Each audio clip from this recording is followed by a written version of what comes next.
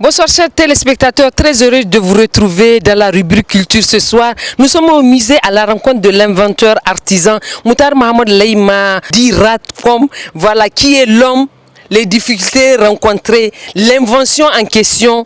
Je vous laisse apprécier l'interview qu'il nous a accordée. Bonjour, pouvez-vous vous présenter à nos chers téléspectateurs? Oui, bien sûr, pourquoi pas d'abord. Je me nomme Moutari Mahamadou Lema, dit Ratcom, je suis connu sous le nom de Ratcom. Et pourquoi? Parce que tout simplement, je suis en train de faire une innovation technologique dans le cadre de la protection de l'environnement mondial qui s'appelle Ratcom, qui est utilisé donc Ratcom. Voilà donc pourquoi je suis connu sous le nom de Ratcom. Pouvez-vous nous dire votre date, lieu de naissance et après nous dire comment et quand vous avez commencé à faire ce travail? Et comme je vous ai dit, je me nomme Moutari Mahamadou Lema. Je suis né en 1964 à Niamey, à la maternité Gazobi.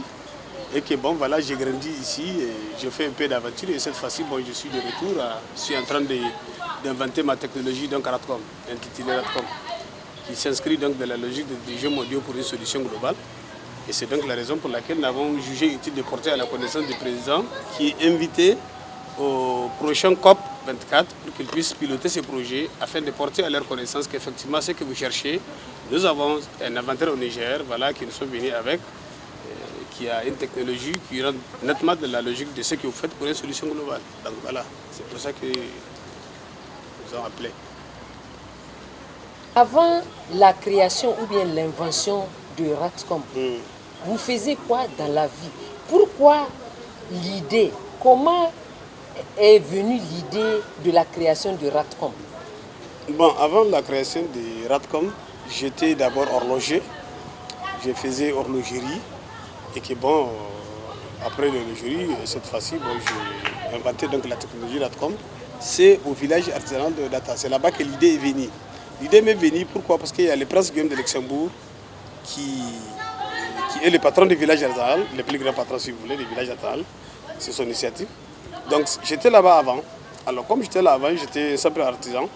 Et que bon, il y a eu un moment où il avait lancé un concours de créativité pour voir le meilleur artisan dans le centre. Et quand il a lancé ce concours-là, moi j'ai postulé. Et quand j'ai postulé, ma postulation a été retenue. Donc finalement, nous avons fait un petit concours avec des artisans. J'étais le meilleur. Première, secondaire, j'étais encore le meilleur. Troisième, nous sommes partis à Centre Calmaro pour reprendre encore la même chose, j'étais le meilleur. Donc Prince a jugé utile de m'amener à Luxembourg pour aller travailler avec moi là-bas. Finalement, bon, je ne sais pas comment ça s'est passé, ça n'a pas eu lieu.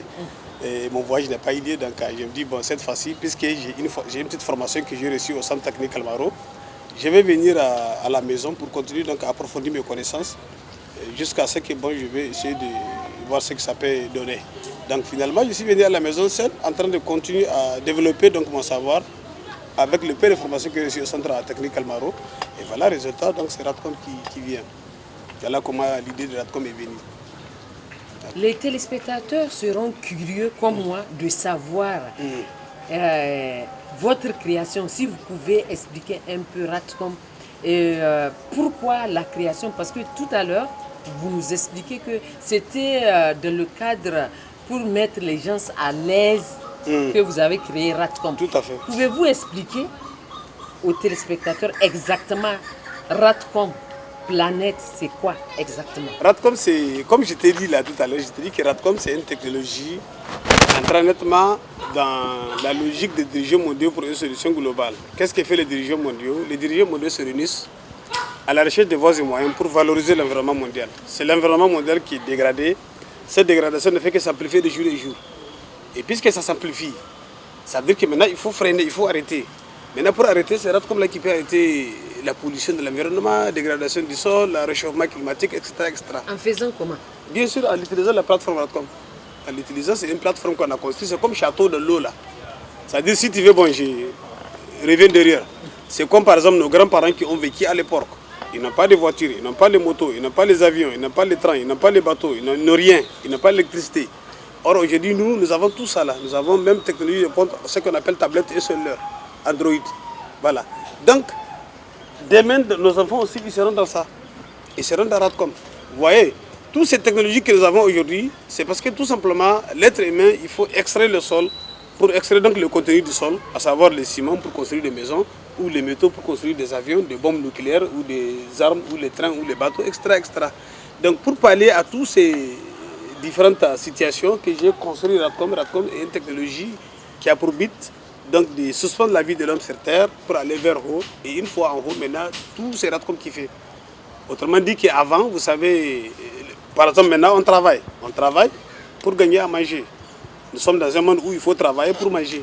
L'être humain ne peut vivre qu'à travers les manger. Oui. Et pour avoir les manger, il faut travailler. Oui. Mais voilà, nous avons construit la technologie Radcom qui a pour but de travailler seul. C'est une machine qui a pour but de faire toutes les activités que fait l'homme. L'homme ne fait rien, il ne fait que chier et pisser et c'est tout. Voilà, tu chies, tu puces et puis bon voilà, ça s'arrête là. Mais les travaux, c'est nous qui prenons en charge. Nous avons une intelligence qui fait toutes les activités que fait l'homme. C'est comme par exemple les fabricants des ordinateurs là.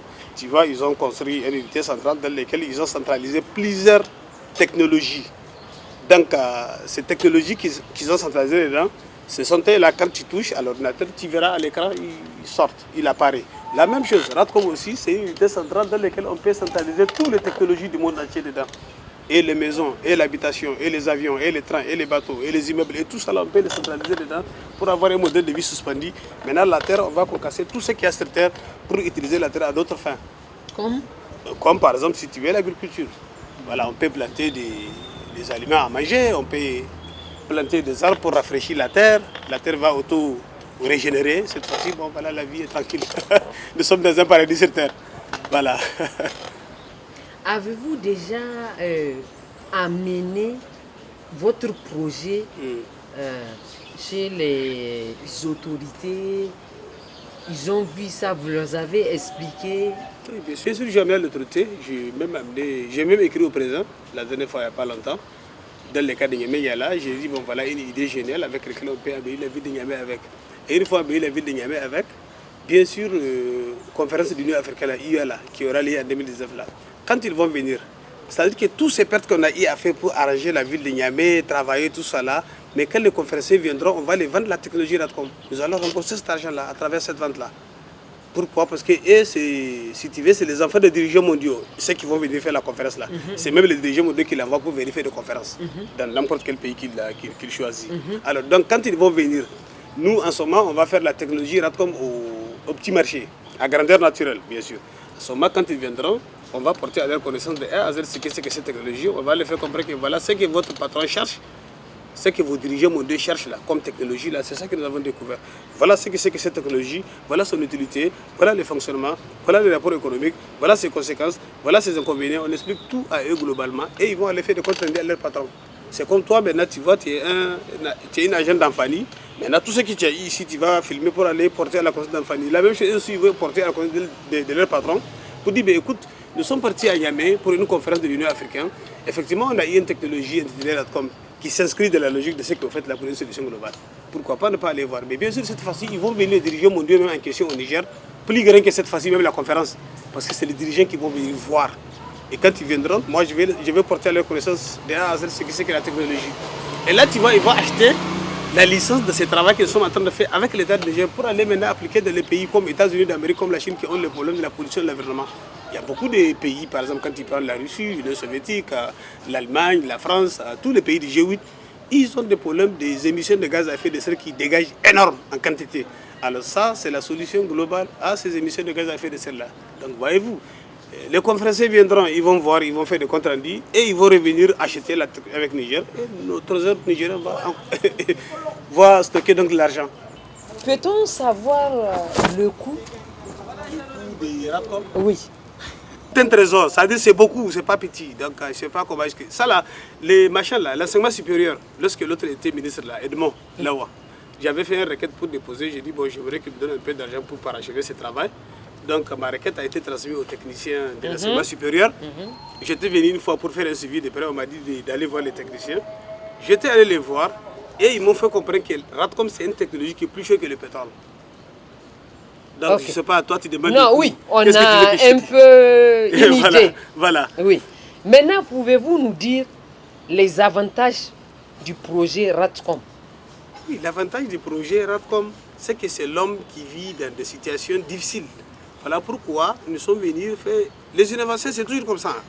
toujours été que les innovations technologiques, ils entrent nettement dans le cadre de l'innovation de connaissances de vie de l'homme. C'est l'homme qui est en danger, pardon. C'est pour ça que les innovations viennent pour lui mettre à l'aise. Voilà, il y a le problème d'appeler des gens aux États-Unis, en France, un peu partout avant. Mais maintenant, avec le cellulaire, tu peux appeler toutefois, voilà, tout celui que tu veux. Le cellulaire, c'est une invention. La même chose, lui aussi, c'est une invention. Donc l'invention, toujours le truc, c'est ça. L'invention, c'est des travaux qui viennent mettre à l'aise l'homme. Alors, vous m'avez demandé l'avantage de la technologie Radcom. Je vous ai dit que il n'est pas secret pour personne qu'aujourd'hui, il n'est secret pour personne qu'aujourd'hui, vous avez la pollution de l'environnement qui s'amplifie de jour en jour.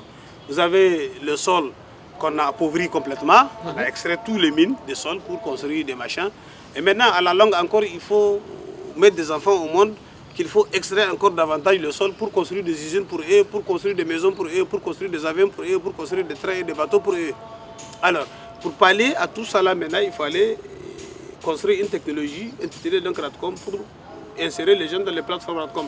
Vous avez la NASA qui sont à la recherche des voies et moyens. Ils disent que la Terre c'est fini, c'est pollué. La vie sur Terre c'est pas possible. Maintenant il faut aller à Mars pour chercher donc traces de vie, pour pouvoir trimballer 7 milliards de voisins pour amener à Mars. Bon, moi je vois que ça c'est un peu trop machin, c'est trop, c'est pas fou, c'est pas comment on appelle. Voilà pourquoi donc j'ai construit une technologie intitulée donc Radcom, qui est une plateforme. C'est comme le château dans l'eau. Vous voyez, château dans l'eau, château est là, l'eau est dedans. La même chose ici, Radcom, l'homme qui vit ici sur Terre, que nous voulons suspendre sa vie pour le mener ici. Donc si je comprends, les hommes vont vivre là. Les hommes, ça c'est une maison. Oui. Seconde, oui, j'ai compris. Maison. Voilà. Donc en bas... Moi, ma femme, mes enfants, on est ici. Oui. L'électricité de la Nigélec, voilà, ça vient, ça rentre, ça nous trouve. L'eau de la SNE, ça vient, ça rentre, ça nous trouve. Quand on se lave, l'eau est évacuée par ce troisième pipeline là pour aller maintenant les travailler dans Radcom et les rendre stériles et cette fois-ci chercher là où les verser. Voilà, donc, et en bas, c'est les plantations d'arbres.